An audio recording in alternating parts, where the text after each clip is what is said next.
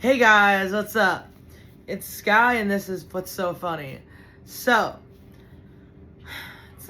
tonight was the open mic, and it was absolutely amazing. Unfortunately, I did not win the $50, which, it's the game. You never know who's gonna win. But,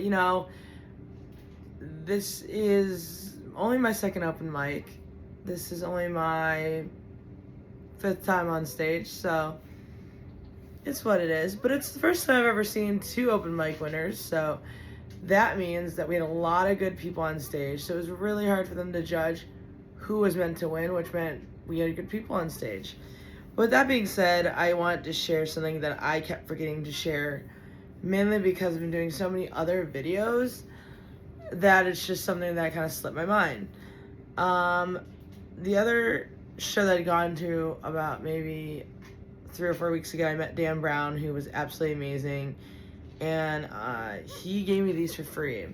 And he wrote this comic, and it's Dan Brown Saves Christmas. And these are all illustrated, and it's 3 comics. And this guy was fucking amazing, by the way. And there's issues 1, 2, and 3, and he gave them to me for free, which is so fucking awesome. I'm like, dude, I'll pay for them. He's like, no, I don't make comedians pay. And I'm like, oh my god.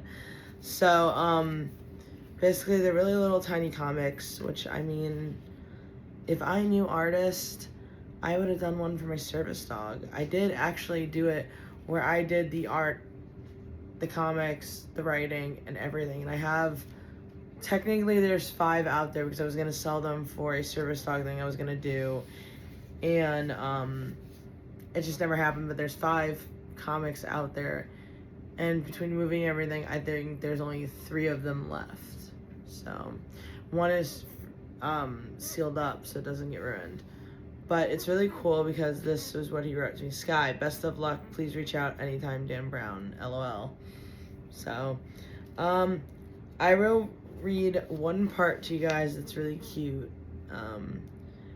I know it's not charity, alright? I'll try. Too many. Merry Christmas to you. To bye. I can't believe this is happening. What do you do?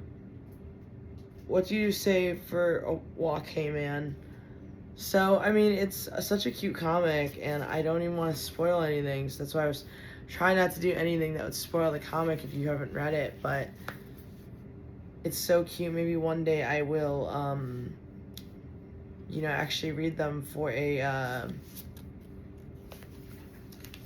video, but I like to, and I've showed this before, I like to show off different comics and people who inspire me. And so I think another comic that I mentioned Seth MacFarlane, Hank Azaria, Raul Williams, Mike Judge, which, by the way, I did try to do a bullshit with Sky session, which keeps getting all fucked up.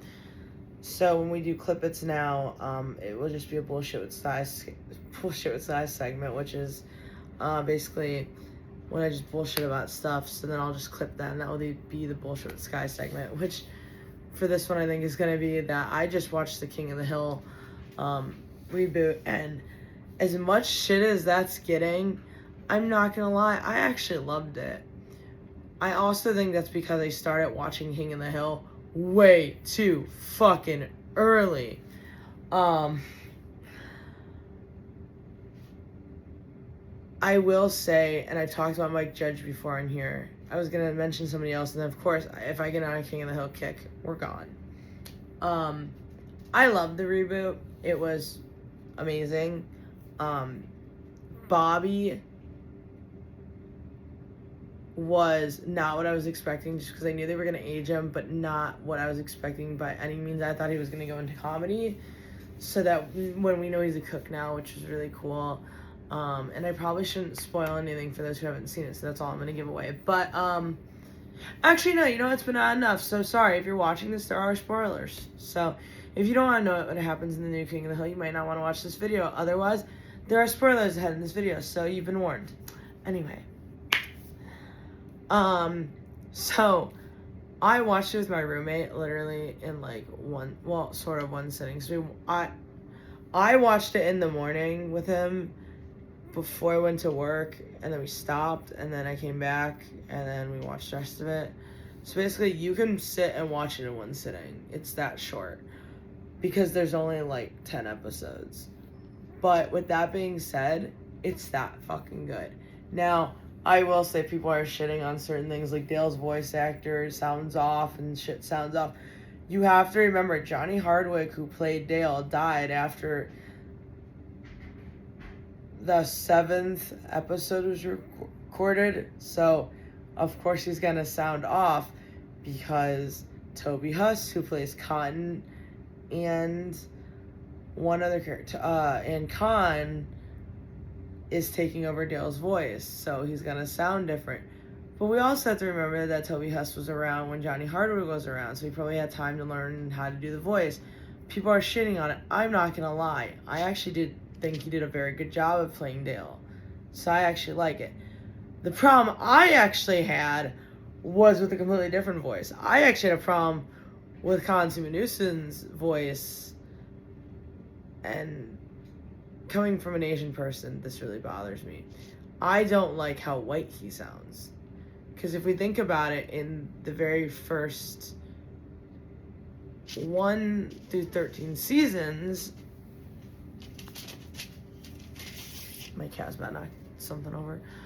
In 1 through 13 seasons, Khan,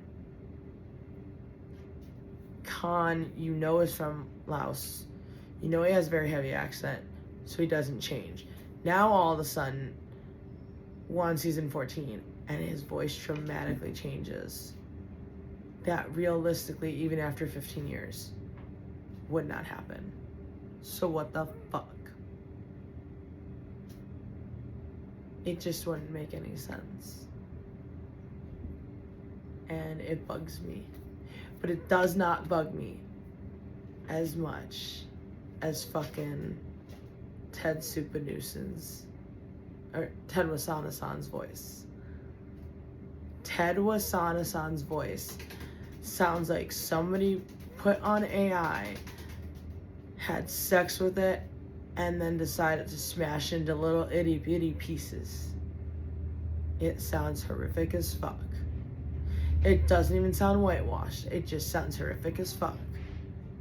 I don't know what the fuck they did to it, but it sounds awful. But it does not bug me as much as that. And you know, the crazy part is, Min's voice is the exact same.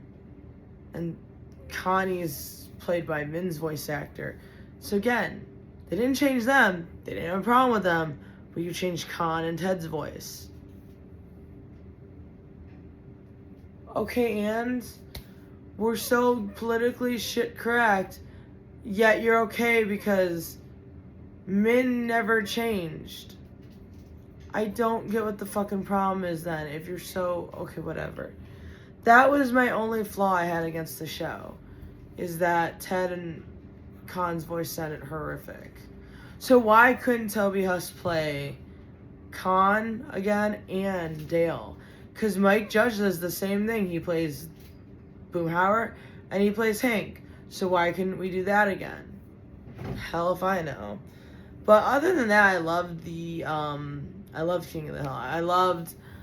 I specifically loved the episode when they brought GH back. They have Hank's half brother from Japan, and they have Hank. And the funny part is I didn't know that GH was played by Finn Wolfgang, I think is his name. Whoever's from Stranger Things, I think is what he's from.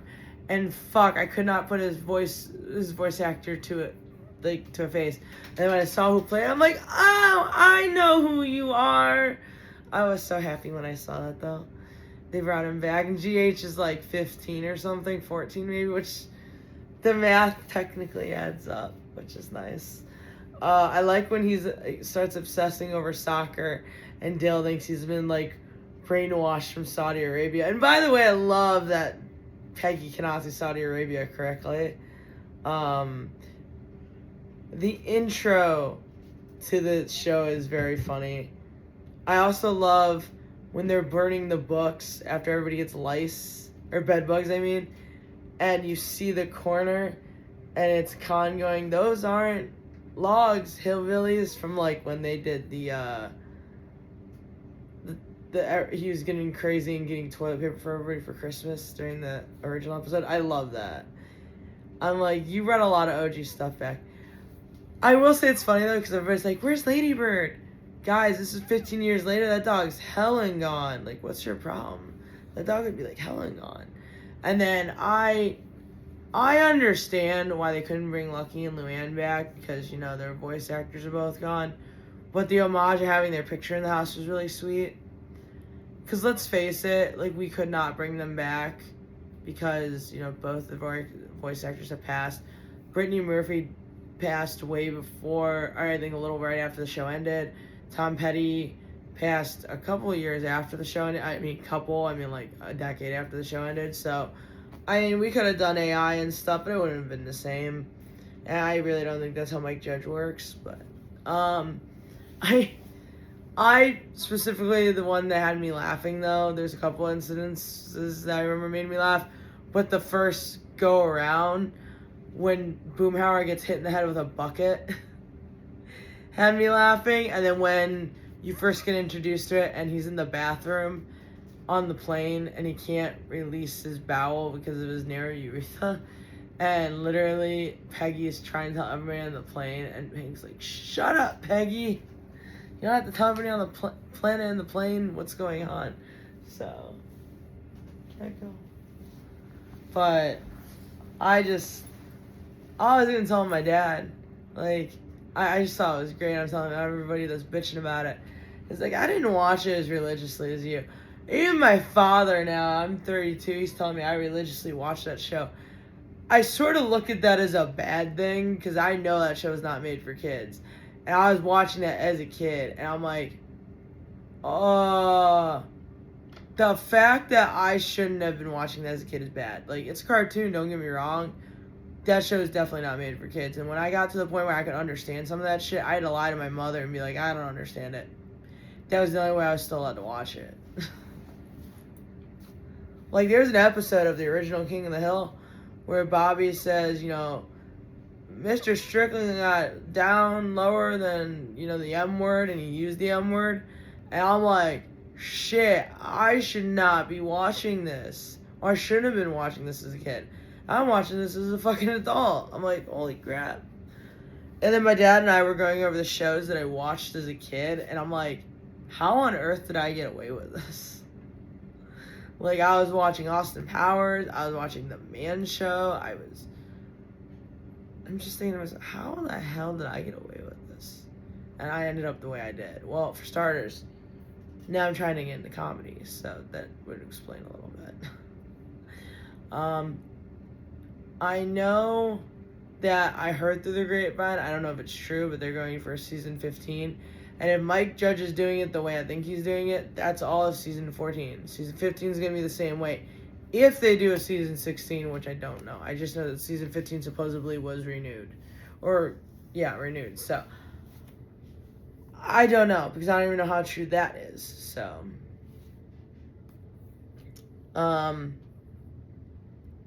what else about the thing was interesting? Oh, the other person they did two tributes to that, which everybody knows about. Jonathan Joss, who played John Redcorn, also passed away. He passed away about a week or two before the reboot was even set to happen. It was set to happen, it's been set to happen, but then they finally had a date. And then Jonathan Joss passed away, who played John Redcorn. He was the second voice actor to play John Redcorn. The first one played him from season 1 to season 2, and he was a Native American. And then we have Jonathan Joss, who played him for the remainder 3 to 13. Well, 14 now. But at the time, it was 3 to 13. And that's actually why, if you didn't know, John Redcorn started a band, because Jonathan Joss liked to play music and everything. So that's kind of why John Redcorn was in Big Mountain Fudge Cake. That's actually the reason why. So it can incorporate what Jonathan Joss liked to do. And a lot of people don't know that.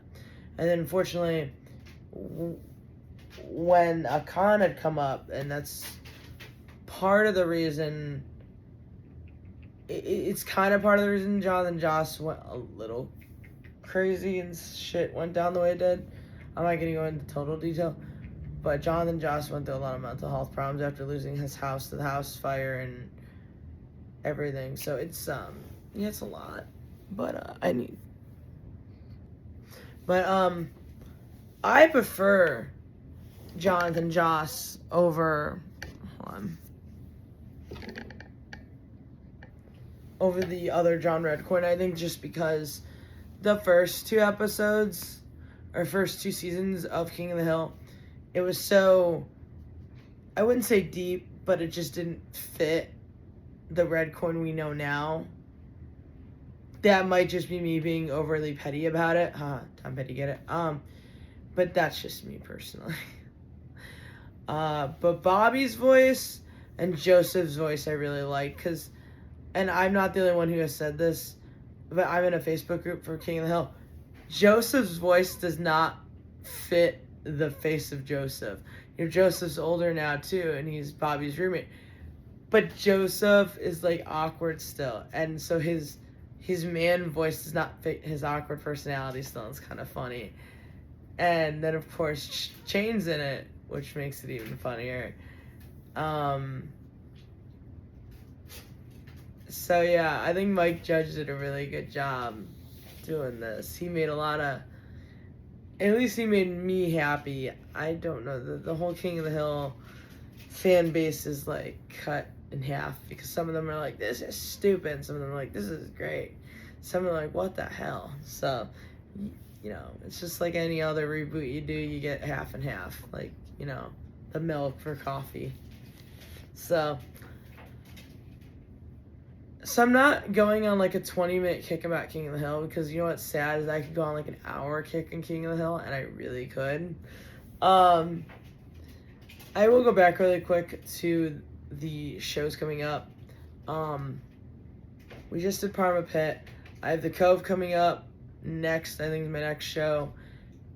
And then I have the fundraiser coming up in Kingsville, which I'm really excited about. I do want to brag about that just a little bit, because the first open mic night I had, a little bit after that I got booked to do this big fundraiser, and I couldn't be more excited about that, because that is going to be mental health awareness, which I am so for.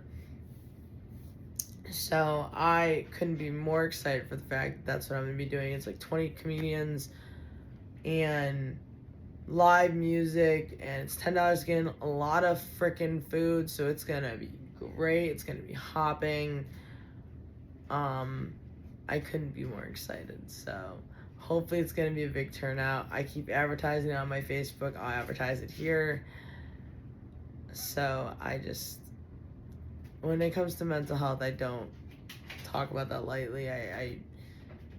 And what's funny is I'm going to be doing a whole mental health bit on that. Because the way I deal with my mental health is quite simple. I make fun of it. I specifically make fun of my own mental health. I do. It's the way I've learned to cope with it. And now for the first time ever, I'm using comedy, which I've never done before, to actually embrace having the mental health problems that I do. And that's the thing, is that I've never opened it to the public, where, I'll make mental health jokes about me all day long in front of my roommate, in front of my fiance, and in front of a few close friends. I've never given it to an actual public audience to where they'll hear the shit that spews out of my mouth behind closed doors. Because I'm afraid. I'm not afraid now. Now I want you to see what you hear behind closed doors. Now we're opening that curtain. We're going to be like, hey, I'm about to spew some shit that you've never heard. And guess what? You're going to find it funny, because me putting myself down in a sense, and I find it funny. I know you're going to find it funny. And guess what? You can fucking laugh at me. I give you full fucking permission. You're paying $10 to be here to fucking laugh at me. Go for it. Give me your fucking $10. You can fucking laugh at me all you want. I am letting you paid to be here, have fun at it. So I'm very excited, and I couldn't be more happy. So it's one thing that I'm very excited about, especially because being able to be laughed at in a maniacal way is the way I want to go. So I'm very excited. So thank you guys for tonight's podcast. It's been fun. I'll talk to you later. Bye.